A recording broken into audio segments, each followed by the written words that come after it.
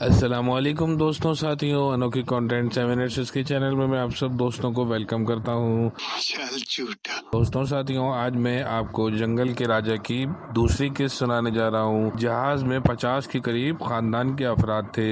جیسے ہی جہاز سے سب نے جمپ کیا تو اچانک سے جہاز بلاسٹ کر گیا۔ سارے کے سارے افراد اس بلاسٹ میں مارے گئے، سوائے اس بچے کے ماں باپ اور اس بچے کے۔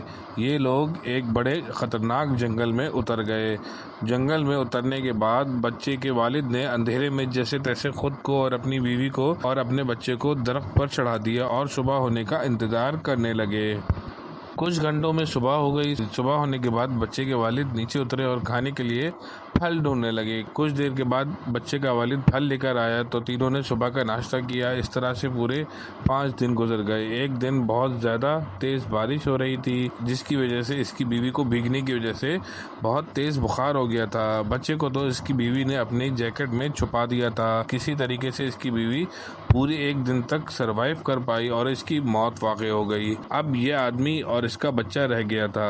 پیارے دوستوں ساتھیوں، یہ تھی جنگل کے راجا کی دوسری قسط۔ اگر آپ کو یہ قسط اچھی لگے تو اس کو زیادہ سے زیادہ لائک کیجیے، شیئر کیجیے اور میرے چینل انوکھی کانٹینٹ 7 کو سبسکرائب ضرور کر دیجیے گا اور ساتھ میں بیل آئیکن کا بٹن لازمی پریس کر دیجیے گا تاکہ میں آپ کو جنگل کے راجا کی بقیہ قسطیں سنا سکوں۔ جزاک اللہ۔ السلام علیکم۔